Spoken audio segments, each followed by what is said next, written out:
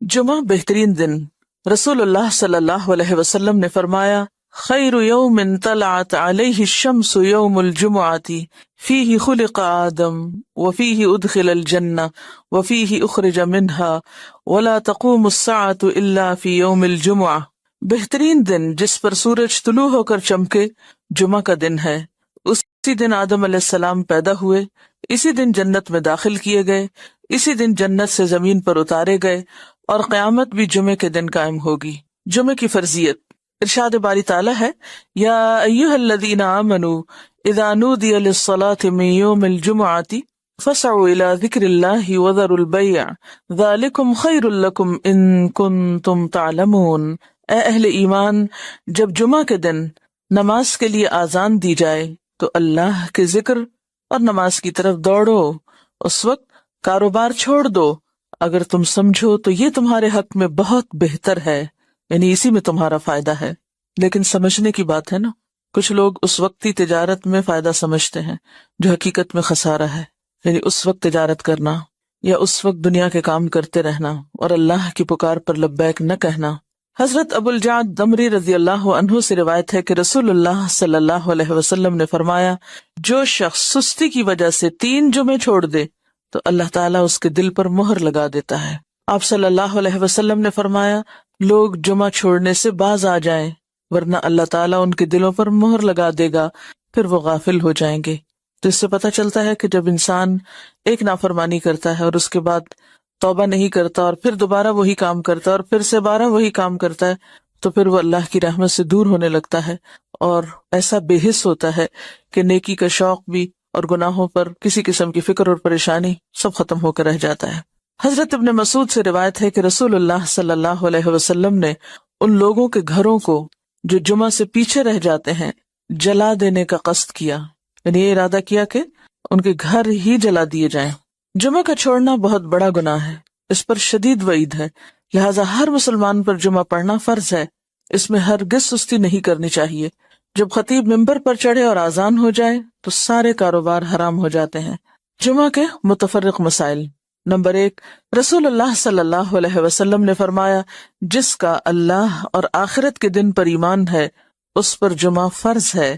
مریض، مسافر، عورت، نابالغ لڑکا اور غلام جمعہ کی فرضیت سے مستثنی ہے، یعنی ان پر جمعہ فرض نہیں، اگر چاہیں تو پڑھ لیں، نہیں تو ظہر کی نماز بھی کافی۔ نمبر 2، نبی صلی اللہ علیہ وسلم نے فرمایا، جو شخص جمعہ کے روز خوب اچھی طرح نہائے اور پا پیادہ یعنی پیدل مسجد میں جائے، امام کے نزدیک ہو کر دل جمی سے خطبہ سنے، یعنی ادھر ادھر غفلت کے ساتھ نہیں بلکہ پوری توجہ کے ساتھ اگلی صفوں میں بیٹھ کر، اور کوئی لغو بات نہ کرے، تو اس کو ہر قدم پر 1 برس کے روزوں کا اور اس کی راتوں کے قیام کا ثواب ہوگا، یعنی اتنا فضیلت والا عمل ہے اگر کوئی شخص پوری توجہ اور محبت اور شوق کے ساتھ کرے۔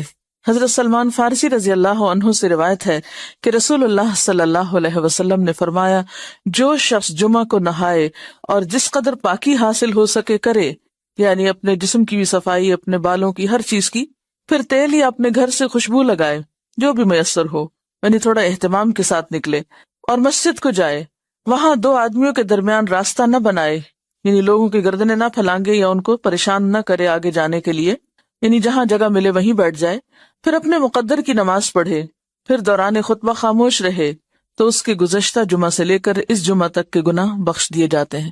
اب یہاں پر گناہوں کی بخشش کس چیز کے ساتھ منسلک ہے کہ انسان اپنی ذات سے کسی کو تکلیف نہ دے، یعنی صرف اتنا نہیں کہ آپ خود شوق سے چلے ہیں نیکی کرنے، عبادت کرنے، اور اپنے شوق میں دوسروں کے لیے باعث اذیت ہیں، ایسا نہیں ہونا چاہیے۔ رسول اللہ صلی اللہ علیہ وسلم نے فرمایا، جو شخص غسل کر کے جمعہ کے لیے آتا ہے اور خطبہ شروع ہونے تک جس قدر ہو سکے نوافل ادا کرتا ہے، پھر خطبہ جمعہ شروع سے لے کر آخر تک خاموشی کے ساتھ سنتا ہے، تو اس کے گزشتہ جمعہ سے لے کر اس جمعہ تک اور مزید 3 دن کے گناہ معاف کر دیے جاتے ہیں۔ حضرت عبداللہ بن عباس رضی اللہ عنہ فرماتے ہیں، مسجد نبوی کے بعد جو سب سے پہلا جمعہ پڑھا گیا وہ بحرین کے گاؤں جوافہ میں عبد القیس کی مسجد میں تھا۔ اس سے کیا پتہ چلتا ہے کہ جمعہ صرف بڑے شہر میں نہیں بلکہ گاؤں وغیرہ میں بھی پڑھا جا سکتا ہے، یا جہاں بھی لوگوں کی آبادی ہو، اکٹھے رہتے ہوں، وہاں پر جمعہ پڑھنا چاہیے، یہ جمعے کا اہتمام کیا جانا چاہیے۔ یہاں اس موقع پر میں یہ یاد دہانی آپ کو کرا دوں کہ جن خواتین کے لڑکے ہیں خاص طور پر ان کو، اپنے شوہروں کو، اپنے مرد رشتہ داروں کو یہ احادیث ضرور پڑھوا دیں یا ان کو یاد دہانی کرا دیں، تاکہ وہ اگر جاتے بھی ہیں جمعہ پڑھنے تو شوق سے جایا کریں اور ان آداب کا خیال بھی رکھیں جو رکھنے چاہیے۔ اسد بن زرارہ نے نقی الخدمات کے علاقے میں بنو بیازہ کی بستی حزم النبیت جو مدینہ سے 1 میل کے فاصلے پر تھی اس میں جمعہ قائم کیا۔ حضرت عبداللہ بن عمر مکہ اور مدینہ کے درمیان بسنے والے لوگوں کو جمعہ پڑھتے دیکھتے تو اعتراض نہ کرتے۔ نمبر 4، حنین کے دن بارش ہو رہی تھی تو رسول اللہ صلی اللہ علیہ وسلم نے اپنے منادی کو حکم دیا، آج اپنے اپنے قیام گاہوں میں نماز پڑھنے کا اعلان کر دو، اور وہ جمعہ کا دن تھا۔ یعنی اگر بارش کا موسم ہو اور جانے میں تکلیف ہو تو ایسی صورت میں پھر ظہر کی نماز گھر پہ پڑھی جا سکتی ہے جب نکلنے میں حرج ہو۔ حضرت ابو ہریرہ سے روایت ہے کہ نبی صلی اللہ علیہ وسلم نے فرمایا، آج کے دن 2 عیدیں عید اور جمعہ اکٹھی ہو گئی ہیں، جو شخص صرف عید پڑھنا چاہے اسے وہ کافی ہے، لیکن ہم عید اور جمعہ دونوں پڑھیں گے۔ یعنی اگر ایک ہی دن میں 2 چیزیں ہوں تو ایک کی رخصت ہے، یعنی عید پڑھنا کافی ہے، جمعہ جو ہے اس کی بجائے ظہر کی نماز بھی پڑھی جا سکتی ہے، لیکن آپ صلی اللہ علیہ وسلم نے پھر بھی دونوں چیزوں کو پڑھنا پسند فرمایا اگرچہ سہولت رکھی۔ عبداللہ بن زبیر رضی اللہ عنہ کے زمانے میں جمعہ کے دن عید ہوئی تو انہوں نے نماز عید پڑھائی، جمعہ نہ پڑھایا۔ اس واقعے کی خبر ابن عباس کو ملی تو انہوں نے فرمایا ان کا یہ عمل سنت کے مطابق ہے۔ نمبر 6، رسول اللہ صلی اللہ علیہ وسلم نے فرمایا اگر گنجائش ہو تو جمعہ کے لیے روزانہ استعمال ہونے والے کپڑوں کے علاوہ کپڑے بناؤ۔ یعنی اگر گنجائش ہو اور آسانی ہو اور سہولت ہو، اس سے یہ مطلب نہیں کہ ہر ہفتے نیا جوڑا سلوایا جائے، اس کا مطلب یہ ہے کہ جمعے کا جوڑا مخصوص بھی رکھا جا سکتا ہے، ٹھیک ہے، یعنی ایک دفعہ آپ نے سلوا لیا، اس کو ہر روز پہننے کی بجائے جمعے کے دن پہنا جائے، یعنی جمعے کا لباس مخصوص کیا جا سکتا ہے عام روزمرہ کے لباس سے۔ یعنی اہتمام کی بات ہے، اصل میں صرف نئے کپڑے سلوانے کی بات نہیں ہے۔ نبی صلی اللہ علیہ وسلم نے دوران خطبہ گوٹ مار کر بیٹھنے سے منع فرمایا۔ گوٹ مارنا اس طرح بیٹھنے کو کہتے ہیں کہ ہاتھ یا کپڑے کے ساتھ رانوں کو پیٹ سے ملا کر بیٹھیں، ٹھیک ہے۔ اس طرح بیٹھنے سے عموماً نیند آ جاتی ہے اور پھر آدمی خطبہ نہیں سن سکتا۔ علاوہ ازیں اس حالت میں آدمی اکثر گر پڑتا ہے یا بے حجاب ہونے کا بھی اہتمام ہوتا ہے۔ بیٹھ کے دکھائی جی ہاں، اس طرح، یعنی بہت ہی ریلیکس قسم کی اور کیجول قسم کی سٹنگ ہے، یہ اس سے منع کیا گیا ہے۔ نمبر 8، جابر بن سمرہ رضی اللہ عنہ سے روایت ہے کہ رسول اللہ صلی اللہ علیہ وسلم کھڑے ہو کر خطبہ دیتے اور 2 خطبوں کے درمیان بیٹھتے۔ جو شخص یہ کہے کہ آپ بیٹھ کر خطبہ دیتے تھے اس نے غلط بیانی کی۔ حضرت کعب بن عجرہ سے روایت ہے کہ وہ مسجد میں داخل ہوئے اور عبد الرحمن ابن ام الحکم بیٹھے ہوئے خطبہ دے رہے تھے۔ کعب نے کہا اس خبیث کی طرف دیکھو، بیٹھے ہوئے خطبہ دیتا ہے، حالانکہ اللہ تعالیٰ فرماتے ہیں وَإِذَا رَأَوْا تِجَارَةً أَوْ لَهْوًا انفضوا إِلَيْهَا وَتَرَكُوكَ قَائِمًا، اور جب یہ لوگ کوئی سودا بکتا دیکھتے ہیں یا کوئی تماشا دیکھتے ہیں تو اس کی طرف بھاگ اٹھتے ہیں اور آپ کو خطبے میں کھڑا ہی چھوڑ دیتے ہیں۔ یعنی قرآن پاک سے یہ بات پتہ چلتی ہے کہ خطبہ کھڑے ہو کر دینا چاہیے۔ اب یہاں پر آپ سوچ رہے ہوں کہ بہت سخت لفظ استعمال کیا اور شاید ان کے پیچھے یا چھپ کے یا غیبت کے طور پہ کیا، تو اصل بات یہ ہے کہ صحابہ کرام کے اندر آپ نے ایک چیز دیکھی ہوگی کہ وہ سنت کے خلاف کوئی چیز برداشت نہیں کرتے تھے، کیونکہ وہ اللہ کے رسول صلی اللہ علیہ وسلم کو اپنی ذات، اپنی اولاد، اپنے والدین، اپنی ہر چیز سے زیادہ محبوب رکھتے تھے اور آپ کی باتوں کو بھی اسی طرح اہمیت دیتے تھے، لہٰذا کہیں وہ کوئی چیز آپ کی سنت کے خلاف ہوتے دیکھتے تو وہ ان کے لیے بہت ہی سخت ہوتی اور اسی لیے سخت الفاظ بھی استعمال کر جاتے۔ تو بات یہ کہ اسی کا نام من احب للہ و ابغض للہ ہے، و آتا للہ و منع للہ۔ جب ہم دین میں محبت کی بات کرتے ہیں تو ہم سمجھتے ہیں کہ محبت پھر جائز ناجائز ہر بات پہ محبت، یہ بات غلط ہے۔ ٹھیک ہے، درست چیز کو اپریشیٹ کیا جائے اور جو غلط بات ہے اس کو غلط بتایا جائے، اور غلطی جتنی زیادہ بڑی ہو اس کے لیے اتنا ہی فرم ہونا چاہیے، اس کے لیے پھر ڈھیلا ڈھالا رویہ نہیں اختیار کرنا چاہیے، جبکہ بات پوری طرح دوسروں کو بتائی بھی جا چکی ہو۔ لیکن ایک بات یاد رکھیے کہ صحابہ کرام کا جو باہم تعلق یا واسطہ تھا، ان کی جو تربیت جس ڈھنگ پر ہوئی تھی، وہاں ذات اور انا اور میں اور شخصیت پرستی جیسی چیزیں نہیں تھی، وہاں محبت بھی اللہ کے لیے تھی اور بغض بھی اللہ کے لیے تھا، اور اس کے ساتھ ساتھ وہ کسی چیز کو اپنی ذاتی وقار کا مسئلہ نہیں بناتے تھے، اس کو پرسنلی نہیں لیتے تھے۔ ہم کوئی چیز نہ بھی ہو تو اس کو پرسنل بنا لیتے ہیں، یعنی کوئی شخص کسی سے کچھ کہہ رہا ہو تو ہم اس کو اپنے خلاف لے لیتے ہیں، اور اپنی ذات کے بارے میں ہمیشہ بہت ہی سمپیتھیٹک اور بہت سینسٹیو اور بہت کانشیس اور بہت مہربان رہتے ہیں. اٹھتے بیٹھتے چلتے پھرتے تکلیفوں کا ذکر بھی کرتے رہتے ہیں. کبھی ہمیں یہ بھی سوچنا چاہیے کہ جب ہم بہت زیادہ تکلیفوں کا ذکر کرتے ہیں تو کہیں ہم اللہ تعالیٰ کا شکوہ تو نہیں کر رہے ہوتے. تھوڑی دیر کے لیے سوچیں، یہ مسئلہ وہ مسئلہ، یہ پریشانی وہ پریشانی، یہ بیماری وہ بیماری، یہ تکلیف وہ تکلیف. یعنی تھوڑی دیر کے لیے اس بات پر اگر غور کریں کہ ہر وقت ہماری زبان سے شکوے شکایات ہی نکلتے رہیں تو ہمیں کیا معلوم نہیں کہ ہر نقصان، ہر تکلیف، ہر بیماری اللہ کے اذن سے ہی آتی، اور ہر چیز اسی کے ہاتھ میں. وہ جب چاہے اللہم لا مانع لما آتیت ولا معطی لما منعت ولا ينفع ذا الجد منک الجد. یعنی اگرچہ تکلیف یا بیماری یا دکھ کے اظہار کرنے میں کوئی گناہ کی بات نہیں ہے، لیکن اللہ سے محبت کے ادب کے خلاف ہے. جس سے آپ محبت کرتے ہیں آپ اس کی شکایتیں راہ چلتے تھوڑی کرتے رہتے ہیں. کیا کرتے ہیں؟ ہاں، سمجھ رہے ہیں میں کیا کہہ رہی ہوں؟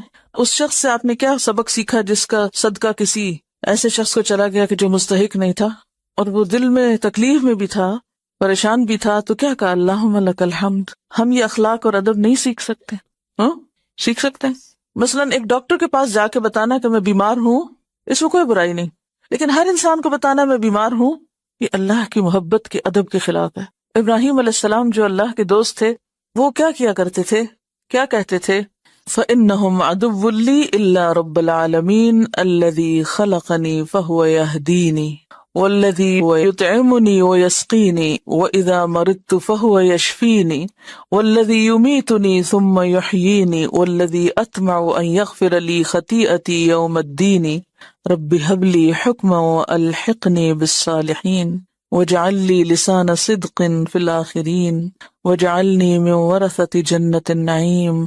کیا سرگوشی ہے نا اپنے رب سے، کیسے نعمتوں کا اقرار ہے، کیسے محبت اور شکر کا اظہار ہے. اب سوچتے ہو کہ پڑھاتے پڑھاتے پتہ نہیں کہاں چلی جاتی ہیں اور کسی اور ہی irrelevant بات کے اوپر شامت لے آتی ہیں روز. دیکھیے، ایک ہے عام سطح پہ جینا اور ایک ہے مقربین کی سطح پہ جینا. تو ہم معلوم نہیں کہاں ہیں، لیکن مقربین کے رستے پہ چلنا تو چاہیے نا، کہ نہیں؟ اتنی دعائیں مانگ کے کہتے ہیں رب ہب لی حکمن. یہ ہے عجز، یہ ہے عجزی.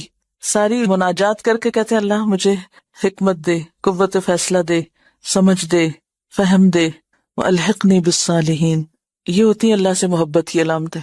شکوہ محبت کی موت ہوتا ہے. شکوہ محبت کی موت ہوتا ہے. جس سے محبت ہوتی ہے اس سے شکوے نہیں کیے جاتے، یا اس کے شکوے یا اس کی شکایتیں دوسروں کے سامنے نہیں کی جاتی. جب کھینچ کے آہے سر کہتا ہے کوئی بندہ، جس حال میں بھی رکھے صد شکر ہے اللہ کا، میں سوچنے لگتا ہوں یہ شکر کیا اس نے یا تانا دیا اس نے رزاق دو عالم کو. میں سوچتی ہوں کبھی کبھی کہ ہم نہ سمجھی میں پتہ نہیں کیا کیا کرتے ہیں، اور پھر ہم مطمئن اتنے رہتے ہیں کہ ہم سب ٹھیک کر رہے ہیں.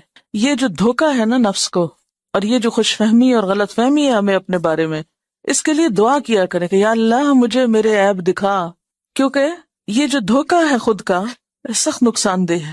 اور دنیا میں ہمیں کوئی نہیں پتا چل رہا کہ ہم نیکی کے پردے میں کیا کیا گڑبڑ کر رہے ہیں. قیامت کے دن جب اعمال نامے سامنے آئیں گے نا نمبر لگ کے، تو ہوش اڑ جائیں گے کہ یہ میں کس غلط فہمی میں رہا. رسول اللہ صلی اللہ علیہ وسلم نے جمعہ کا خطبہ دیا. آپ کے سر پر سیاہ رنگ کی پگڑی تھی، اس کے دونوں سرے آپ نے کندھوں کے درمیان چھوڑے ہوئے تھے. اس کے دونوں سرے آپ نے کندھوں کے درمیان چھوڑے ہوئے تھے. رسول اللہ صلی اللہ علیہ وسلم نے جمعہ کے دن مسجد میں نماز جمعہ سے پہلے حلقہ بنانے سے منع فرمایا ہے. یعنی کہ صبح سے آ کے وہاں حلقہ بنا کے بیٹھ جاؤ، کچھ پڑھنے لگ جاؤ. اب سوال یہ پیدا ہوتا ہے کہ جمعہ سے پہلے اس سے منع کیوں کیا گیا؟ دعا مانگ کے جواب دے اللہ سے کہ اللہ صحیح حکمت دے اور صحیح بات کی توفیق دے.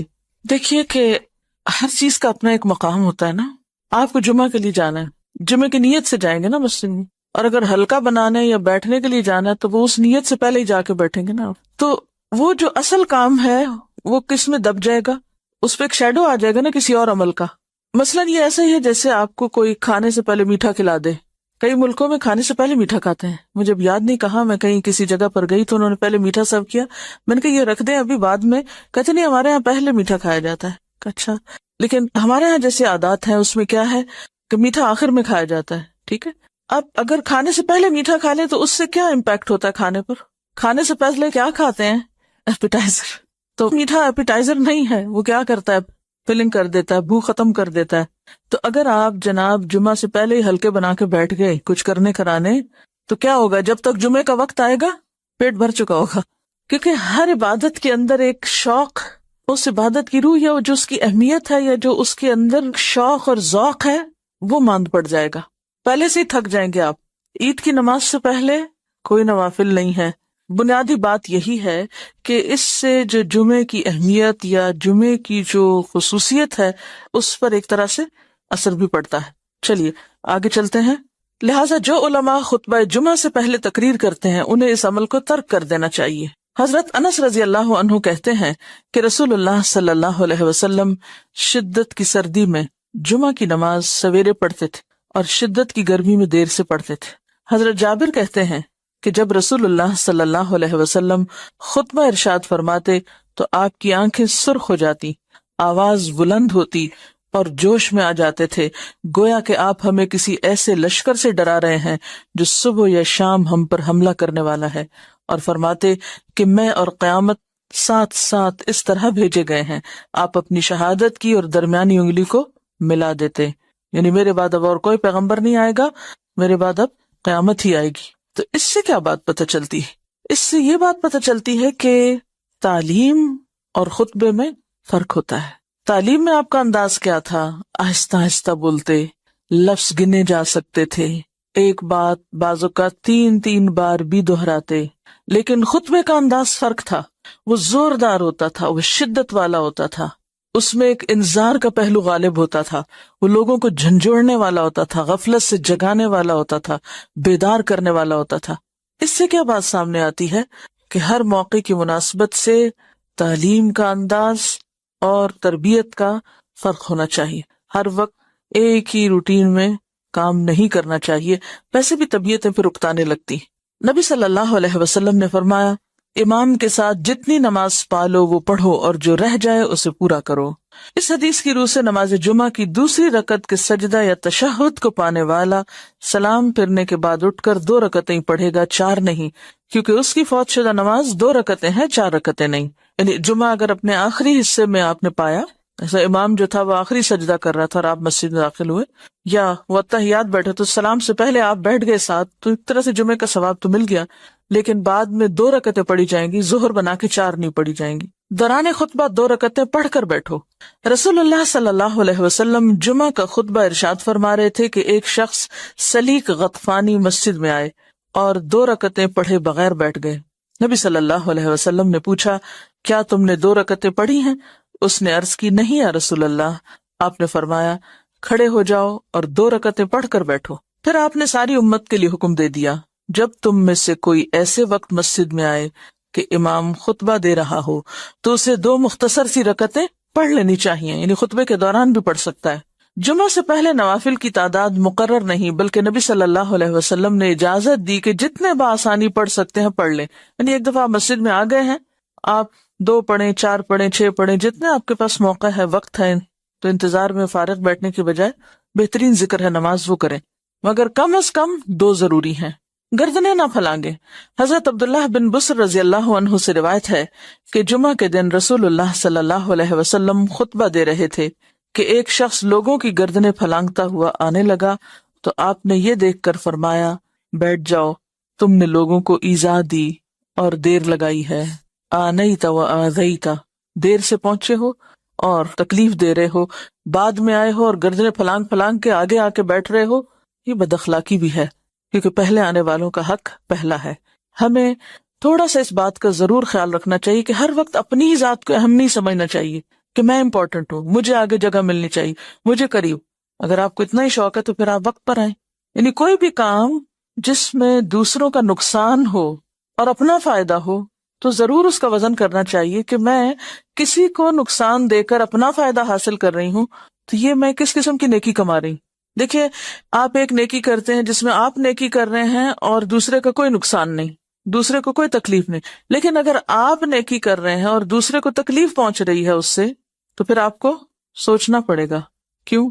آپ پہلے دفع مضرت کریں گے یا پہلے جلب منفعت کریں گے؟ دفع مضرت کریں گے نا، ٹھیک ہے نا، یعنی دوسروں کی تکلیف کو پہلے دور کریں. اس کی چھوٹی سی مثال ہے مثلاً آپ کو شوق ہے بلند آواز سے قرات کرنے کا، لیکن آپ کے آس پاس اور بہت سے لوگ ہیں، بلند آواز سے قرات پسندیدہ، منع نہیں ہے، لیکن اگر آپ بلند کریں اور دوسرے اپنا ذکر بھی نہیں کر پا رہے، کسی کام کے قابل نہیں، تو آپ کیا کر رہے ہیں؟ یہ کس قسم کی نیکی کر رہے ہیں؟ اس نیکی سے بہتر ہے کہ آپ دوسروں کو تکلیف سے بچائیں۔ اسی طرح کوئی شخص سو رہا ہے اور آپ تہجد پڑھنے کے لیے دروازہ کھول رہے ہیں، بند کر رہے ہیں، اذیت دے رہے ہیں دوسرے کو، تو کوئی بھی نیکی نہیں اگر اس نیکی کے پیچھے دوسروں کو اذیت دینا اور دوسروں کو تکلیف دینا اور دوسروں کو تنگ کرنا اور زچ کرنا اور دوسروں پہ بوجھ ڈالنا شامل ہو جائے۔ آپ نیکی ایسی کریں کہ جو دوسروں کے لیے تکلیف کا سبب نہ بنے۔ تو جمعہ کی نماز کے لیے آنے والوں کو جہاں جگہ ملے وہاں بیٹھ جانا چاہیے، دوسروں کو تکلیف نہیں دینی چاہیے۔ اب پہلے آنے والوں کا ثواب، حضرت ابو ہریرہ کہتے ہیں کہ رسول اللہ صلی اللہ علیہ وسلم نے فرمایا، فرشتے جمعہ کے دن مسجد کے دروازے پر ثواب لکھنے کے لیے کھڑے ہوتے ہیں اور سب سے پہلے آنے والے کا نام لکھ لیتے ہیں، پھر اس کے بعد آنے والے کا، اسی طرح لکھتے جاتے ہیں۔ جو شخص نماز جمعہ کے لیے اول وقت مسجد میں جاتا ہے اس کو اتنا ثواب ملتا ہے جتنا مکہ میں قربانی کے لیے اونٹ بھیجنے والے کو ثواب ملتا ہے۔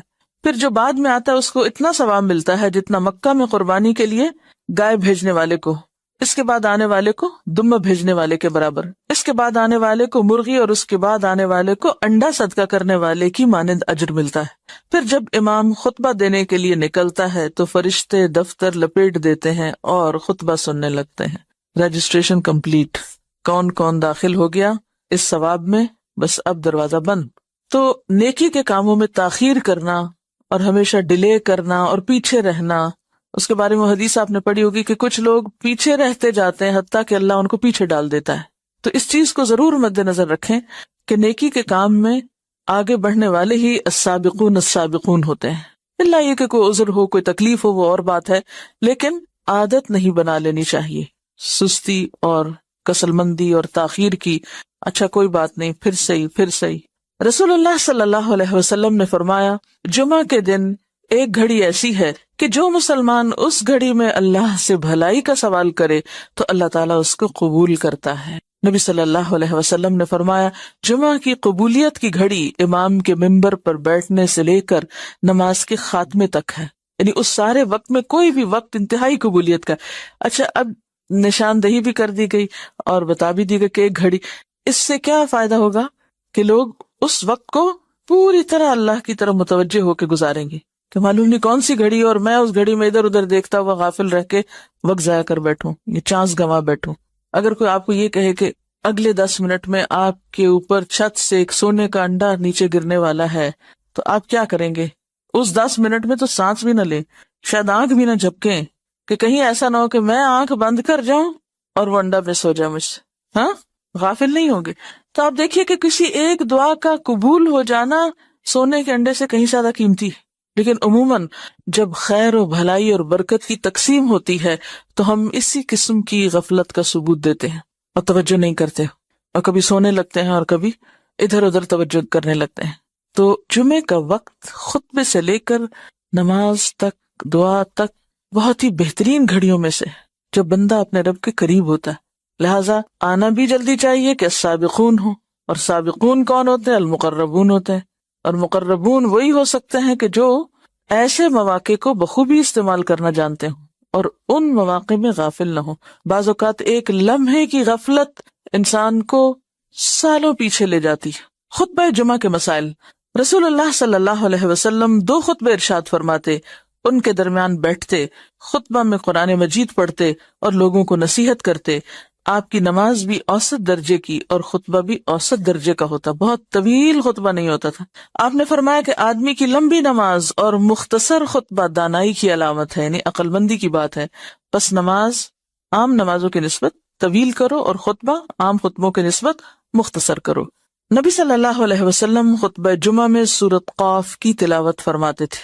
حضرت ابو ہریرہ رضی اللہ عنہ روایت کرتے ہیں کہ رسول اللہ صلی اللہ علیہ وسلم نے فرمایا، جمعہ کے خطبہ میں جب تو اپنے پاس بیٹھنے والے کو یہ کہے کہ چپ رہو تو بلا شبہ تم نے بھی لغو کام کیا، یعنی اتنا بولنے کی بھی اجازت نہیں کہ انسان کسی سے کہے بی کوائٹ یا چپ لفظ بولنا جو ہے یہ بھی لغو میں شمار ہوتا ہے، کیونکہ پیچھے آیا نا کہ جس نے لغو بات نہ کی تو ہم سمجھتے ہیں لغو بات سے مراد کوئی شاید قصے کہانیاں ہیں یا کوئی لطیفے سنانا ہے یا فضول باتیں ہیں. نہیں، بالکل جینون بات کرنا کہ ایک شخص شور کر رہا ہے یا بول رہا ہے تو اس کو چپ کرانا، یا امر بالمعروف یا نہی عن المنکر جو ہے وہ بھی اس وقت منع ہے. یہ ساری چیزیں کس چیز کی علامت ہے؟ یہ سارے جو ادب آداب جمعے کے دن سکھائے جا رہے ہیں، نہا دھو کے جاؤ، اس جمعے سے پہلے مت بیٹھو طویل وہاں، اور پھر خطبہ مختصر ہو، اور پھر اس مخصوص وقت میں دعا قبول ہوتی ہے. یہ سب چیزیں کیا بتا رہی ہیں؟ کس چیز کی طرف لے جا رہی ہیں؟ یعنی مقصود کیا ہے؟ یعنی انتہائی توجہ اور یکسوئی کے ساتھ اس روحانیت کو حاصل کرنا جو اس دن میں دی جانی مطلوب ہے، وہ تعلیم حاصل کرنا، وہ سیکھنا اور وہ فائدہ اٹھانا جو جمعے کے دن کو مقرر کر کے اللہ نے بندوں کے لیے رکھا ہے. یعنی ساری چیزیں ایک ہی چیز کے اوپر لے جا رہی ہیں، اور وہ ہے یکسوئی کی پریکٹس. یکسو، مکمل کنسنٹریشن، مکمل توجہ، انابت اللہ. حضرت ابن عمر کہتے ہیں کہ رسول اللہ صلی اللہ علیہ وسلم نے اس سے منع فرمایا کہ آدمی اپنے بھائی کو اٹھا کر اس کی جگہ پہ بیٹھے. نافع سے پوچھا گیا کیا صرف جمعہ میں منع ہے؟ فرمانے لگے جمعہ میں اور اس کے علاوہ بھی. یعنی آپ یہ نہیں کر سکتے کہ کہیں پر جائیں اور کوئی شخص بیٹھا تو آپ اس سے کہیں تم اٹھو یہاں سے، مجھے یہ جگہ اچھی لگتی ہے، مجھے بیٹھنا ہے. یہ معیوب بات ہے، ناپسندیدہ ہے. پھر خود پسندی کی بات بھی ہے کہ آپ اپنے آپ کو اتنا امپورٹنٹ سمجھتے ہیں، اپنی اتنی اہمیت جانتے ہیں کہ آپ دوسروں کو اذیت دے کے خود اپنی جگہ بنانا چاہتے ہیں. اصل بات یہ کہ جب تک ہم اپنی خود پسندی سے اور اپنی انا سے اور اپنی ذات کی اہمیت کے شوق سے اور ذاتی بڑائی کے شوق سے باہر نہیں نکلیں گے، بہت سی نیکیوں سے محروم رہ جائیں گے، بلکہ نیکیوں کے شوق میں بھی گناہیں کرتے رہیں گے. حضرت عمارہ بن رویبہ سے روایت ہے کہ انہوں نے بشیر بن مروان کو جمعہ کے دن ممبر پر دونوں ہاتھ اٹھاتے ہوئے دیکھا تو فرمایا اللہ تعالیٰ ان دونوں ہاتھوں کو ہلاک کرے. عمارہ بن رویبہ کون ہیں؟ صحابی ہیں. انہوں نے بشیر بن مروان کو جمعہ کے دن ممبر پر دونوں ہاتھ اٹھائے ہوئے دیکھا تو فرمایا اللہ تعالیٰ ان دونوں ہاتھوں کو ہلاک کرے. نبی صلی اللہ علیہ وسلم خطبہ میں صرف ایک ہاتھ کی شہادت والی انگلی سے اشارہ کرتے تھے اور بس. یعنی اس نے خطبہ دیتے ہوئے کیا کیا؟ جیسے عام سپیکرز کہتے ہیں نا، دونوں ہاتھ اٹھا کے اور جیسے مکے لہرا کے اور بازو اٹھا کے خطبہ دینا انتہائی ناپسندیدہ چیز ہے. تب آپ دیکھیں کہ صحابی کی تنقید کتنی سخت ہے، ایک طرح سے بددعا دے رہے ہیں کہ اللہ ان دونوں ہاتھوں کو ہلاک کرے، کیونکہ نبی صلی اللہ علیہ وسلم خطبے میں صرف دائیں ہاتھ کی شہادت کی انگلی اٹھاتے تھے، لیکن جو خبردار بھی کرنا ہوتا تھا اور بس. نبی صلی اللہ علیہ وسلم نے کھڑے ہو کر خطبہ دیا اور آپ کے ہاتھ میں عصا یا کمان تھی. نبی اکرم صلی اللہ علیہ وسلم 2 خطبے دیتے اور ان کے درمیان بیٹھتے کیوں تھے؟ شارٹ بریک ایک طرح سے، تاکہ پھر سے توجہ ہو جائے. ظہر احتیاطی کی بدعت. بعض لوگ نماز جمعہ کے علاوہ ظہر احتیاطی پڑھتے ہیں اور اس کا فتویٰ بھی دیتے ہیں، حالانکہ رسول اللہ صلی اللہ علیہ وسلم کی ذات پاک اور آپ کے بے شمار صحابہ کرام سے جمعہ کے بعد نماز ظہر کا پڑھنا کہیں ثابت نہیں. ہم حیران ہیں کہ نماز جمعہ ادا کرنے کے بعد احتیاطاً ظہر کے فرض پڑھنے والے اور پڑھنے کا حکم دینے والے اللہ تعالیٰ کو کیا جواب دیں گے؟ کیا رسول اللہ صلی اللہ علیہ وسلم جمعہ کے بعد ظہر پڑھنا اور لوگوں کو بتانا بھول گئے تھے، جو بعد میں آنے والے لوگوں نے ایجاد کر کے تکمیل دین کی ہے؟ جمعہ کے دن روزہ رکھنا. نبی صلی اللہ علیہ وسلم نے جمعہ کا دن روزے کے لیے اور جمعہ کی شب یعنی جمعرات اور جمعے کے درمیانی رات کو عبادت کے لیے خاص کرنے سے منع فرمایا. پھر آپ دیکھیے کہ جمعے کے دن روزے سے منع کر دیا گیا، کیا حکمت ہو سکتی؟ دیکھیے کہ روزہ رکھ کے ایک طرح سے کچھ کمزوری بھی تو ہو جاتی ہے نا، اور بعض اوقات ہو سکتا ہے کہ آپ کے قریبی علاقے میں جمعے کا اہتمام نہ ہو، آپ کو دور جانا ہو. پھر اسی طرح یہ ہے کہ صرف ایک ہی دن کو مخصوص کر لینا عبادت کے لیے اور باقی سارے دن بھول جانا، یعنی سارا کچھ ایک ہی دن اکٹھا کرنا اور بہت کچھ ایک ہی دن کر کے اور باقی دنوں میں فارغ ہو جانا، ان چیزوں کا سدباب کیا گیا. روزے کے لیے جمعرات کا دن زیادہ پسندیدہ ہے جمعے کی نسبت. اور پھر شب جمعہ جو ہے اس کی عبادت سے بھی روکا گیا، یعنی شب بیداری مت کرو اس رات. کیوں؟ پھر جمعے کا حق مارا جائے گا. کیونکہ بعض اوقات ہم اصل کام تک پہنچتے پہلے خود ساختہ کام شروع کر دیتے ہیں، اور یہ شیطانی حربے بھی بعض اوقات ہوتے ہیں اصل کام سے توجہ ہٹانے کے لیے. اور دیکھیں یہ جو ٹائم مینجمنٹ کے اصول ہیں ان میں ایک بہت ہی بنیادی اور اہم اصول کیا ہے کہ اہم کام سب سے پہلے، اور کاموں کو پرائرٹائز کرنا. یعنی اگر آپ چاہتے ہیں کہ بر وقت کام ہو اور آپ اپنے وقت کا بھرپور استعمال کریں تو اس میں اہم چیز پہلے، اور اپنی ترجیحات کا تعین، کاموں کو پرائرٹائز کرنا یہ بہت اہم ہے. کیوں؟ اس لیے کہ جمعے کے دن کی سب سے اہم عبادت کیا ہے؟ نماز جمعہ، اور اس دن کا خطبہ سننا اور اس کی تیاری کرنا اور بر وقت مسجد پہنچنا۔ اگر ہم اس کام کے ساتھ کچھ اور کام ایجاد کر لیتے ہیں عبادت کے نام پر جس سے آپ نے منع فرمایا، تو ہم دراصل کیا کر رہے ہیں؟ اصل کام کی ترجیح پر اثر انداز ہو رہے ہیں، یعنی اصل کام کو اہم نہیں بلکہ غیر اہم کر رہے ہیں۔ عید کے دن بھی روزہ رکھنے سے آپ نے منع فرمایا نا، کہ اور جمعہ بھی ایک چھوٹی عید ہے، ایک طرح سے خوشی کا دن بھی ہے۔ دیکھیے کہ بعض لوگ تہجد پڑھ لیتے ہیں، فجر قضا کر دیتے ہیں۔ اسی طرح اگر کوئی شخص جمعے کی رات عبادت کرتا رہے اور جب جمعے کا وقت آئے تو اس وقت وہ سست ہو کے بیٹھ جائے اور خطبہ جمعہ میں بھرپور نیند لے کے اٹھے، کیونکہ اکثر ایسے ہی ہوتا ہے نا، جو لوگ راتوں کو بے وجہ جاگتے ہیں وہ پھر تعلیم کے وقت خوب سوتے ہیں اور سو کر سارے سونے کے انڈے کھو دیتے ہیں۔ دیکھیے کہ رات کی عبادت اور مخصوص کر لینا اس رات کو اور روزہ رکھنا یہ ایک انفرادی عبادت ہے، لیکن نماز جمعہ ایک اجتماعی عبادت ہے۔ تو بعض اوقات ہم انفرادی کاموں میں، ذاتی کاموں میں اس طرح لگ جاتے ہیں کہ اجتماعی کام جو ہیں وہ متاثر ہو جاتے ہیں، تو یہ درست نہیں۔ یعنی اس میں بہت سی حکمتیں ہو سکتی ہیں۔ جمعہ کا دن اور درود شریف کی کثرت۔ آپ صلی اللہ علیہ وسلم نے فرمایا، جمعہ کے دن مجھ پر بکثرت درود بھیجو، تمہارا درود مجھے پہنچایا جاتا ہے۔ جمعہ کی اذان۔ حضرت صاحب بن یزید سے روایت ہے کہ رسول اللہ صلی اللہ علیہ وسلم، حضرت ابوبکر اور عمر رضی اللہ عنہم کے زمانے میں جمعہ کی اذان اس وقت ہوتی تھی جب امام خطبے کے لیے ممبر پر بیٹھ جاتا۔ جب حضرت عثمان خلیفہ بنے اور لوگ زیادہ ہو گئے تو زورا کی جگہ پر ایک اور اذان دی جانے لگی۔ امام بخاری فرماتے ہیں، زورا مدینہ کے بازار میں ایک مقام ہے۔ مسجد کے اندر امام کے خطبے سے پہلے صرف ایک اذان ہے۔ اکثر مساجد میں اس سے قبل دی جانے والی اذان کا ثبوت حضرت عثمان کے دور سے بھی نہیں، لہٰذا اس سے اجتناب کرنا چاہیے۔ جمعے کے دن پہلی اذان کا پس منظر یہ ہے کہ عہد نبوت میں مدینہ منورہ اس کی آبادی کا حجم نسبتاً مختصر تھا۔ آپ کو معلوم ہے کہ اس وقت جتنے ایریے پر مسجد نبوی ہے پورا شہر اتنے ایریے میں تھا۔ جی ہاں، موجودہ مسجد نبوی کو اگر آپ جائیں، کبھی اللہ لے جائیں، چاروں طرف سے چکر لگائیں، اچھا خاصا رقبہ ہے، تو اس وقت پورا مدینہ بس اتنا تھا، اور ایک اذان اس سارے ایریے کے لیے کافی تھی۔ لوگوں کو اذان آسانی سے سنائی دے جاتی۔ تو عہد عثمانی میں آبادی زیادہ ہو گئی تو تمام لوگ اذان کی آواز سن نہیں پاتے تھے، جس کا لازمی نتیجہ یہ نکلا کہ گوناگو مصروفیات کا شکار کئی لوگ مسجد میں بر وقت پہنچنے سے قاصر ہو گئے۔ اس کا انتظامی حل یہ نکالا گیا کہ پہلے مسجد سے باہر بازار کے اندر اذان دی جائے، اس سے کچھ ہی دیر بعد مسجد نبوی میں دوسری اذان ہو جاتی۔ اور حضرت عثمان کا یہ اقدام بدعت نہ تھا، کیونکہ حضرت عثمان خلفائے راشدین میں سے ہیں۔ ان کے دور میں مدینہ منورہ میں جب پہلی دفعہ اس اذان کی ضرورت محسوس کی گئی تو انہوں نے اسے شرعی حکم کے طور پر نہیں، محض انتظامی حل کے طور پہ جاری کیا تھا، جس سے صحابہ کرام کی خاموش تائید حاصل تھی۔ ظاہر ہے کہ جس چیز پر صحابہ کرام کا عمومی اتفاق ہو وہ بدعت نہیں ہوتی۔ وآخر دعوانا ان الحمد للہ رب العالمین، سبحانک اللہم وبحمدک، نشہد ان لا الہ الا انت، نستغفرک ونتوب الیک۔ ڈاکٹر فرحت ہاشمی صاحبہ کے مستند بیانات سننے کے لیے ہمارے چینل قرآنک پلس کو سبسکرائب کریں۔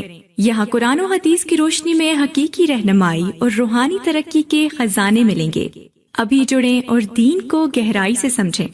نحمده ونصلي على رسوله الكريم، اما بعد فاعوذ بالله من الشيطان الرجيم، بسم الله الرحمن الرحيم، رب اشرح لي صدري ويسر لي امري واحلل عقدة من لساني يفقهوا قولي۔ جمعہ بہترین دن۔ رسول اللہ صلی اللہ علیہ وسلم نے فرمایا، خیر یوم طلعت علیہ الشمس یوم الجمعۃ فیہ خلق آدم وفیہ ادخل الجنہ وفیہ اخرج منها ولا تقوم الساعة الا فی یوم الجمعہ۔ بہترین دن جس پر سورج طلوع ہو کر چمکے جمعہ کا دن ہے۔ اسی دن آدم علیہ السلام پیدا ہوئے، اسی دن جنت میں داخل کیے گئے، اسی دن جنت سے زمین پر اتارے گئے، اور قیامت بھی جمعے کے دن قائم ہوگی۔ جمعے کی فرضیت۔ ارشاد باری تعالیٰ ہے، یا ایھا الذین آمنوا اذا نودی للصلاۃ من یوم الجمعۃ فاسعوا الی ذکر اللہ وذروا البیع ذلکم خیر لکم ان کنتم تعلمون۔ اے اہل ایمان، جب جمعہ کے دن نماز کے لیے آذان دی جائے تو اللہ کے ذکر اور نماز کی طرف دوڑو، اس وقت کاروبار چھوڑ دو، اگر تم سمجھو تو یہ تمہارے حق میں بہت بہتر ہے، یعنی اسی میں تمہارا فائدہ ہے۔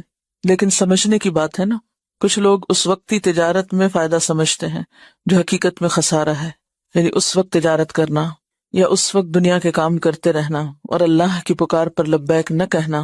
حضرت ابو الجعد دمری رضی اللہ عنہ سے روایت ہے کہ رسول اللہ صلی اللہ علیہ وسلم نے فرمایا، جو شخص سستی کی وجہ سے 3 جمعے چھوڑ دے تو اللہ تعالیٰ اس کے دل پر مہر لگا دیتا ہے۔ آپ صلی اللہ علیہ وسلم نے فرمایا، لوگ جمعہ چھوڑنے سے باز آ جائیں ورنہ اللہ تعالیٰ ان کے دلوں پر مہر لگا دے گا، پھر وہ غافل ہو جائیں گے۔ تو اس سے پتہ چلتا ہے کہ جب انسان ایک نافرمانی کرتا ہے اور اس کے بعد توبہ نہیں کرتا اور پھر دوبارہ وہی کام کرتا ہے اور پھر سے 12 وہی کام کرتا ہے تو پھر وہ اللہ کی رحمت سے دور ہونے لگتا ہے اور ایسا بے حس ہوتا ہے کہ نیکی کا شوق بھی اور گناہوں پر کسی قسم کی فکر اور پریشانی سب ختم ہو کر رہ جاتا ہے۔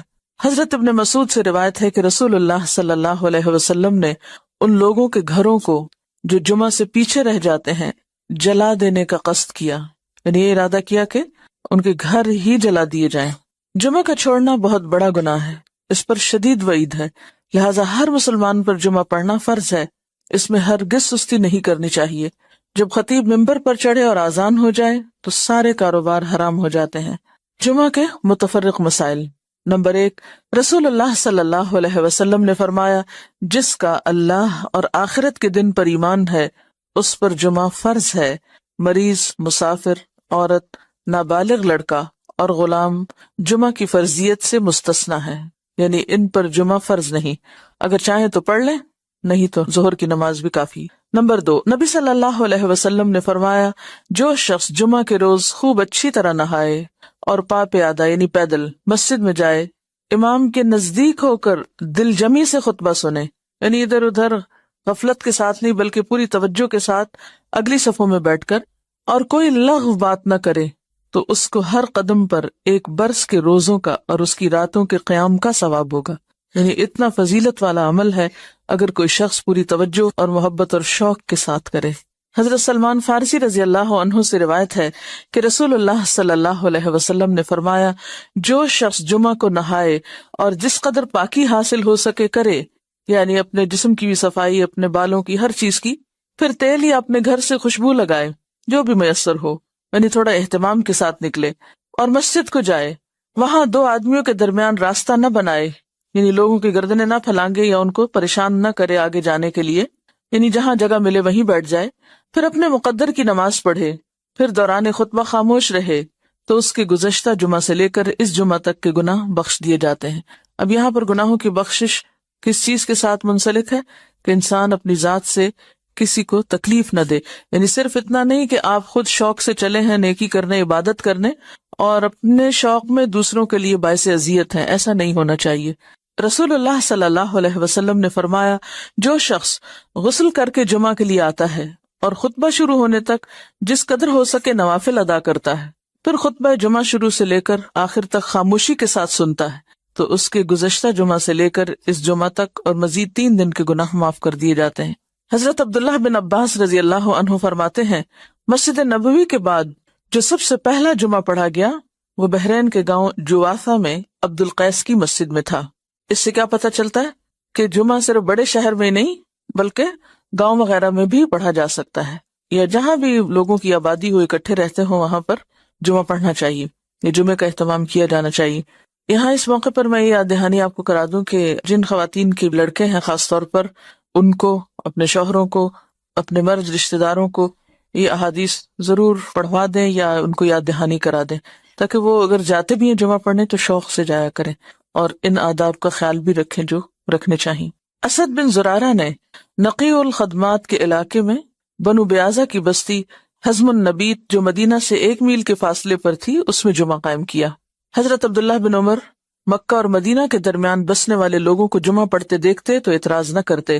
نمبر 4، حنین کے دن بارش ہو رہی تھی تو رسول اللہ صلی اللہ علیہ وسلم نے اپنے منادی کو حکم دیا، آج اپنی اپنی قیام گاہوں میں نماز پڑھنے کا اعلان کر دو، اور وہ جمعہ کا دن تھا۔ یعنی اگر بارش کا موسم ہو اور جانے میں تکلیف ہو تو ایسی صورت میں پھر ظہر کی نماز گھر پہ پڑھی جا سکتی ہے جب نکلنے میں حرج ہو۔ حضرت ابو ہریرہ سے روایت ہے کہ نبی صلی اللہ علیہ وسلم نے فرمایا، آج کے دن 2 عیدیں، عید اور جمعہ اکٹھی ہو گئی ہیں، جو شخص صرف عید پڑھنا چاہے اسے وہ کافی ہے، لیکن ہم عید اور جمعہ دونوں پڑھیں گے۔ یعنی اگر ایک ہی دن میں 2 چیزیں ہوں تو ایک کی رخصت ہے، یعنی عید پڑھنا کافی ہے، جمعہ جو ہے اس کی بجائے ظہر کی نماز بھی پڑھی جا سکتی ہے، لیکن آپ صلی اللہ علیہ وسلم نے پھر بھی دونوں چیزوں کو پڑھنا پسند فرمایا، اگرچہ سہولت رکھی۔ عبداللہ بن زبیر رضی اللہ عنہ کے زمانے میں جمعہ کے دن عید ہوئی تو انہوں نے نماز عید پڑھائی، جمعہ نہ پڑھایا۔ اس واقعے کی خبر ابن عباس کو ملی تو انہوں نے فرمایا ان کا یہ عمل سنت کے مطابق ہے۔ نمبر 6، رسول اللہ صلی اللہ علیہ وسلم نے فرمایا اگر گنجائش ہو تو جمعہ کے لیے روزانہ استعمال ہونے والے کپڑوں کے علاوہ کپڑے بناؤ۔ یعنی اگر گنجائش ہو اور آسانی ہو اور سہولت ہو، اس سے یہ مطلب نہیں کہ ہر ہفتے نیا جوڑا سلوایا جائے، اس کا مطلب یہ ہے کہ جمعے کا جوڑا مخصوص بھی رکھا جا سکتا ہے، ٹھیک ہے، ایک دفعہ آپ نے سلوا لیا، اس کو ہر روز پہننے کی بجائے جمعے کے دن پہنا جائے، یعنی جمعے کا لباس مخصوص کیا جا سکتا ہے عام روزمرہ کے لباس سے، یعنی اہتمام کی بات ہے، اصل میں صرف نئے کپڑے سلوانے کی بات نہیں۔ نبی صلی اللہ علیہ وسلم نے دوران خطبہ گوٹ مار کر بیٹھنے سے منع فرمایا۔ گوٹ مارنا اس طرح بیٹھنے کو کہتے ہیں کہ ہاتھ یا کپڑے کے ساتھ رانوں کو پیٹ سے ملا کر بیٹھیں، ٹھیک ہے، اس طرح بیٹھنے سے عموماً نیند آ جاتی ہے اور پھر آدمی خطبہ نہیں سن سکتا۔ علاوہ ازیں اس حالت میں آدمی اکثر گر پڑتا ہے یا بے حجاب ہونے کا بھی اہتمام ہوتا ہے۔ بیٹھ کے دکھائیے، جی ہاں، اس طرح، یعنی بہت ہی ریلیکس قسم کی اور کیجول قسم کی سٹنگ ہے، یہ اس سے منع کیا گیا ہے۔ نمبر 8، جابر بن سمرہ رضی اللہ عنہ سے روایت ہے کہ رسول اللہ صلی اللہ علیہ وسلم کھڑے ہو کر خطبہ دیتے اور دو خطبوں کے درمیان بیٹھتے، جو شخص یہ کہے کہ آپ بیٹھ کر خطبہ دیتے تھے اس نے غلط بیانی کی۔ حضرت کعب بن عجرہ سے روایت ہے کہ وہ مسجد میں داخل ہوئے اور عبد الرحمن ابن ام الحکم بیٹھے ہوئے خطبہ دے رہے تھے۔ کعب نے کہا اس خبیث کی طرف دیکھو، بیٹھے ہوئے خطبہ دیتا ہے، حالانکہ اللہ تعالیٰ فرماتے ہیں وَإِذَا رَأَوْا تِجَارَةً أَوْ لَهْوًا انفضوا إِلَيْهَا وَتَرَكُوكَ قَائِمًا، اور جب یہ لوگ کوئی سودا بکتا دیکھتے ہیں یا کوئی تماشا دیکھتے ہیں تو اس کی طرف بھاگ اٹھتے ہیں اور آپ کو خطبے میں کھڑا ہی چھوڑ دیتے ہیں۔ قرآن پاک سے یہ بات پتہ چلتی ہے کہ خطبہ کھڑے ہو کر دینا چاہیے۔ اب یہاں پر آپ سوچ رہے ہوں کہ بہت سخت لفظ استعمال کیا اور شاید ان کے پیچھے یا چھپ کے یا غیبت کے طور پہ کیا، تو اصل بات یہ ہے کہ صحابہ کرام کے اندر آپ نے ایک چیز دیکھی ہوگی کہ وہ سنت کے خلاف کوئی چیز برداشت نہیں کرتے تھے، کیونکہ وہ اللہ کے رسول صلی اللہ علیہ وسلم کو اپنی ذات، اپنی اولاد، اپنے والدین، اپنی ہر چیز سے زیادہ محبوب رکھتے تھے اور آپ کی باتوں کو بھی اسی طرح اہمیت دیتے تھے، لہٰذا کہیں وہ کوئی چیز آپ کی سنت کے خلاف ہوتے دیکھتے تو وہ ان کے لیے بہت ہی سخت ہوتی اور اسی لیے سخت الفاظ بھی استعمال کر جاتے۔ تو بات یہ کہ اسی کا نام من احب للہ و ابغض للہ ہے، و آتا للہ و منع للہ۔ جب ہم دین میں محبت کی بات کرتے ہیں تو ہم سمجھتے ہیں کہ محبت پھر جائز ناجائز ہر بات پہ محبت، یہ بات غلط ہے۔ ٹھیک ہے، درست چیز کو اپریشیٹ کیا جائے اور جو غلط بات ہے اس کو غلط بتایا جائے، اور غلطی جتنی زیادہ بڑی ہو اس کے لیے اتنا ہی فرم ہونا چاہیے، اس کے لیے پھر ڈھیلا ڈھالا رویہ نہیں اختیار کرنا چاہیے جبکہ بات پوری طرح دوسروں کو بتائی بھی جا چکی ہو۔ لیکن ایک بات یاد رکھیے کہ صحابہ کرام کا جو باہم تعلق یا واسطہ تھا، ان کی جو تربیت جس ڈھنگ پر ہوئی تھی، وہاں ذات اور انا اور میں اور شخصیت پرستی جیسی چیزیں نہیں تھی، وہاں محبت بھی اللہ کے لیے تھی اور بغض بھی اللہ کے لیے تھا، اور اس کے ساتھ ساتھ وہ کسی چیز کو اپنی ذاتی وقار کا مسئلہ نہیں بناتے تھے، اس کو پرسنلی نہیں لیتے تھے۔ ہم کوئی چیز نہ بھی ہو تو اس کو پرسنل بنا لیتے ہیں، یعنی کوئی شخص کسی سے کچھ کہہ رہا ہو تو ہم اس کو اپنے خلاف لے لیتے ہیں، اور اپنی ذات کے بارے میں ہمیشہ بہت ہی سمپیتھیٹک اور بہت سینسیٹیو اور بہت کانشیس اور بہت مہربان رہتے ہیں، اٹھتے بیٹھتے چلتے پھرتے تکلیفوں کا ذکر بھی کرتے رہتے ہیں۔ کبھی ہمیں یہ بھی سوچنا چاہیے کہ جب ہم بہت زیادہ تکلیفوں کا ذکر کرتے ہیں تو کہیں ہم اللہ تعالیٰ کا شکوہ تو نہیں کر رہے ہوتے۔ تھوڑی دیر کے لیے سوچیں، یہ مسئلہ وہ مسئلہ، یہ پریشانی وہ پریشانی، یہ بیماری وہ بیماری، یہ تکلیف وہ تکلیف، یعنی تھوڑی دیر کے لیے اس بات پر اگر غور کریں کہ ہر وقت ہماری زبان سے شکوے شکایات ہی نکلتے رہیں تو ہمیں کیا معلوم نہیں کہ ہر نقصان، ہر تکلیف، ہر بیماری اللہ کے اذن سے ہی آتی، اور ہر چیز اسی کے ہاتھ میں، وہ جب چاہے اللہم لا مانع لما اعطیت ولا معطی لما منعت ولا ينفع ذا الجد منک الجد۔ یعنی اگرچہ تکلیف یا بیماری یا دکھ کے اظہار کرنے میں کوئی گناہ کی بات نہیں ہے، لیکن اللہ سے محبت کے ادب کے خلاف ہے۔ جس سے آپ محبت کرتے ہیں آپ اس کی شکایتیں راہ چلتے تھوڑی کرتے رہتے ہیں، کوئی کرتے ہیں؟ ہاں، سمجھ رہے ہیں میں کیا کہہ رہی ہوں؟ اس شخص سے آپ نے کیا سبق سیکھا جس کا صدقہ کسی ایسے شخص کو چلا گیا کہ جو مستحق نہیں تھا، اور وہ دل میں تکلیف میں بھی تھا، پریشان بھی تھا، تو کیا کہا؟ اللہم لک الحمد۔ ہم یہ اخلاق اور ادب نہیں سیکھ سکتے؟ ہاں سیکھ سکتے ہیں. مثلاً ایک ڈاکٹر کے پاس جا کے بتانا کہ میں بیمار ہوں، اس میں کوئی برائی نہیں، لیکن ہر انسان کو بتانا میں بیمار ہوں، یہ اللہ کی محبت کے ادب کے خلاف ہے. ابراہیم علیہ السلام جو اللہ کے دوست تھے، وہ کیا کرتے تھے، کیا کہتے تھے؟ فَإِنَّهُمْ عَدُوٌّ لِّي إِلَّا رَبَّ الْعَالَمِينَ الَّذِي خَلَقَنِي فَهُوَ يَهْدِينِ وَالَّذِي يُطْعِمُنِي وَيَسْقِينِ وَإِذَا مَرِضْتُ فَهُوَ يَشْفِينِ وَالَّذِي يُمِيتُنِي ثُمَّ يُحْيِينِ وَالَّذِي أَطْمَعُ أَن يَغْفِرَ لِي خَطِيئَتِي يَوْمَ الدِّينِ رَبِّ هَبْ لِي حُكْمًا وَأَلْحِقْنِي بِالصَّالِحِينَ وَاجْعَل لِّي لِسَانَ صِدْقٍ فِي الْآخِرِينَ وَاجْعَلْنِي مِن وَرَثَةِ جَنَّةِ النَّعِيمِ. کیا سرگوشی ہے نا اپنے رب سے، کیسے نعمتوں کا اقرار ہے، کیسے محبت اور شکر کا اظہار ہے. اب سوچتے ہوں کہ پڑھاتے پڑھاتے پتہ نہیں کہاں چلی جاتی ہیں اور کسی اور ہی irrelevant بات کے اوپر شامت لے آتی ہیں روز. دیکھیے، ایک ہے عام سطح پہ جینا اور ایک ہے مقربین کی سطح پہ جینا. تو ہم معلوم نہیں کہاں ہیں، لیکن مقربین کے رستے پہ چلنا تو چاہیے نا، کہ نہیں؟ اتنی دعائیں مانگ کے کہتے رب ہب لی حکمن، یہ ہے عجز، یہ ہے عجزی.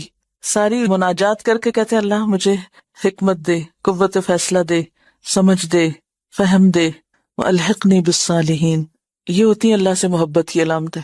شکوہ محبت کی موت ہوتا ہے، شکوہ محبت کی موت ہوتا ہے. جس سے محبت ہوتی ہے اس سے شکوے نہیں کیے جاتے، یا اس کے شکوے یا اس کی شکایتیں دوسروں کے سامنے نہیں کی جاتی. جب کھینچ کے آہے سر کہتا ہے کوئی بندہ، جس حال میں بھی رکھے صد شکر ہے اللہ کا، میں سوچنے لگتا ہوں یہ شکر کیا اس نے یا تانا دیا اس نے رزاق دو عالم کو. میں سوچتی ہوں کبھی کبھی کہ ہم نہ سمجھی میں پتہ نہیں کیا کیا کرتے ہیں، اور پھر ہم مطمئن اتنے رہتے ہیں کہ ہم سب ٹھیک کر رہے ہیں. یہ جو دھوکہ ہے نا نفس کو، اور یہ جو خوش فہمی اور غلط فہمی ہے ہمیں اپنے بارے میں، اس کے لیے دعا کیا کریں کہ یا اللہ مجھے میرے عیب دکھا، کیونکہ یہ جو دھوکہ ہے خود کا سخت نقصان دہ ہے. اور دنیا میں ہمیں کوئی نہیں پتا چل رہا کہ ہم نیکی کے پردے میں کیا کیا گڑبڑ کر رہے ہیں. قیامت کے دن جب اعمال نامے سامنے آئیں گے نا نمبر لگ کے، تو ہوش اڑ جائیں گے کہ یہ میں کس غلط فہمی میں رہا. رسول اللہ صلی اللہ علیہ وسلم نے جمعہ کا خطبہ دیا. آپ کے سر پر سیاہ رنگ کی پگڑی تھی، اس کے دونوں سرے آپ نے کندھوں کے درمیان چھوڑے ہوئے تھے، اس کے دونوں سرے آپ نے کندھوں کے درمیان چھوڑے ہوئے تھے. رسول اللہ صلی اللہ علیہ وسلم نے جمعہ کے دن مسجد میں نماز جمعہ سے پہلے حلقہ بنانے سے منع فرمایا ہے. یعنی کہ صبح سے ہی آ کے وہاں حلقہ بنا کے بیٹھ جاؤ، کچھ پڑھنے لگ جاؤ. اب سوال یہ پیدا ہوتا ہے کہ جمعہ سے پہلے اس سے منع کیوں کیا گیا؟ دعا مانگ کے جواب دے اللہ سے کہ اللہ صحیح حکمت دے اور صحیح بات کی توفیق دے. دیکھیے کہ ہر چیز کا اپنا ایک مقام ہوتا ہے نا. آپ کو جمعہ کے لیے جانا ہے، جمعہ کی نیت سے جائیں گے نا مسجد میں، اور اگر حلقہ بنانے یا بیٹھنے کے لیے جانا ہے تو وہ اس نیت سے پہلے ہی جا کے بیٹھیں گے نا. تو وہ جو اصل کام ہے وہ کس میں دب جائے گا، اس پہ ایک شیڈو آ جائے گا نا کسی اور عمل کا. مثلاً یہ ایسا ہی ہے جیسے آپ کو کوئی کھانے سے پہلے میٹھا کھلا دے. کئی ملکوں میں کھانے سے پہلے میٹھا کھاتے ہیں. مجھے یاد نہیں کہا، میں کہیں کسی جگہ پر گئی تو انہوں نے پہلے میٹھا سرو کیا. میں نے کہا یہ رکھ دیں ابھی بعد میں. کہتے نہیں ہمارے یہاں پہلے میٹھا کھایا جاتا ہے. اچھا، لیکن ہمارے یہاں جیسے عادات ہیں اس میں کیا ہے کہ میٹھا آخر میں کھایا جاتا ہے. ٹھیک ہے، اب اگر کھانے سے پہلے میٹھا کھا لیں تو اس سے کیا امپیکٹ ہوتا ہے کھانے پر؟ کھانے سے پہلے کیا کھاتے ہیں؟ ایپیٹائزر. تو میٹھا ایپیٹائزر نہیں ہے، وہ کیا کرتا ہے؟ فلنگ کر دیتا ہے، بھوک ختم کر دیتا ہے. تو اگر آپ جناب جمعہ سے پہلے ہی ہلکے بنا کے بیٹھ گئے کچھ کرنے کرانے، تو کیا ہوگا؟ جب تک جمعے کا وقت آئے گا پیٹ بھر چکا ہوگا. کیونکہ ہر عبادت کے اندر ایک شوق، اس عبادت کی روح یا جو اس کی اہمیت ہے یا جو اس کے اندر شوق اور ذوق ہے وہ ماند پڑ جائے گا. پہلے سے ہی تھک جائیں گے آپ. عید کی نماز سے پہلے کوئی نوافل نہیں ہے. بنیادی بات یہی ہے کہ اس سے جو جمعے کی اہمیت یا جمعے کی جو خصوصیت ہے اس پر ایک طرح سے اثر بھی پڑتا ہے. چلیے آگے چلتے ہیں. لہٰذا جو علماء خطبہ جمعہ سے پہلے تقریر کرتے ہیں انہیں اس عمل کو ترک کر دینا چاہیے. حضرت انس رضی اللہ عنہ کہتے ہیں کہ رسول اللہ صلی اللہ علیہ وسلم شدت کی سردی میں جمعہ کی نماز سویرے پڑھتے تھے اور شدت کی گرمی میں دیر سے پڑھتے تھے. حضرت جابر کہتے ہیں کہ جب رسول اللہ صلی اللہ علیہ وسلم خطبہ ارشاد فرماتے تو آپ کی آنکھیں سرخ ہو جاتی، آواز بلند ہوتی اور جوش میں آ جاتے تھے، گویا کہ آپ ہمیں کسی ایسے لشکر سے ڈرا رہے ہیں جو صبح یا شام ہم پر حملہ کرنے والا ہے، اور فرماتے کہ میں اور قیامت ساتھ ساتھ اس طرح بھیجے گئے ہیں، آپ اپنی شہادت کی اور درمیانی انگلی کو ملا دیتے، یعنی میرے بعد اب اور کوئی پیغمبر نہیں آئے گا، میرے بعد اب قیامت ہی آئے گی۔ تو اس سے کیا بات پتہ چلتی ہے؟ اس سے یہ بات پتہ چلتی ہے کہ تعلیم اور خطبے میں فرق ہوتا ہے۔ تعلیم میں آپ کا انداز کیا تھا؟ آہستہ آہستہ بولتے، لفظ گنے جا سکتے تھے، ایک بات بعض اوقات 3 بار بھی دہراتے، لیکن خطبے کا انداز فرق تھا، وہ زوردار ہوتا تھا، وہ شدت والا ہوتا تھا، اس میں ایک انذار کا پہلو غالب ہوتا تھا، وہ لوگوں کو جھنجھوڑنے والا ہوتا تھا، غفلت سے جگانے والا ہوتا تھا، بیدار کرنے والا ہوتا تھا۔ اس سے کیا بات سامنے آتی ہے کہ ہر موقع کی مناسبت سے تعلیم کا انداز اور تربیت کا فرق ہونا چاہیے، ہر وقت ایک ہی روٹین میں کام نہیں کرنا چاہیے، ویسے بھی طبیعتیں پھر اکتانے لگتی۔ نبی صلی اللہ علیہ وسلم نے فرمایا، امام کے ساتھ جتنی نماز پالو وہ پڑھو اور جو رہ جائے اسے پورا کرو۔ اس حدیث کی روح سے نماز جمعہ کی دوسری رکعت کے سجدہ یا تشہد کو پانے والا سلام پھرنے کے بعد اٹھ کر 2 رکعتیں پڑھے گا، 4 نہیں، کیونکہ اس کی فوت شدہ نماز 2 رکعتیں ہیں، 4 رکعتیں نہیں۔ یعنی جمعہ اگر اپنے آخری حصے میں آپ نے پایا، ایسا امام جو تھا وہ آخری سجدہ کر رہا تھا اور آپ مسجد میں داخل ہوئے، یا وہ اتحیات بیٹھے تو سلام سے پہلے آپ بیٹھ گئے ساتھ، تو ایک طرح سے جمعے کا ثواب تو مل گیا، لیکن بعد میں 2 رکعتیں پڑھی جائیں گی، ظہر بنا کے 4 نہیں پڑھی جائیں گی۔ دوران خطبہ 2 رکعتیں پڑھ کر بیٹھو۔ رسول اللہ صلی اللہ علیہ وسلم جمعہ کا خطبہ ارشاد فرما رہے تھے کہ ایک شخص سلیق غطفانی مسجد میں آئے اور 2 رکعتیں پڑھے بغیر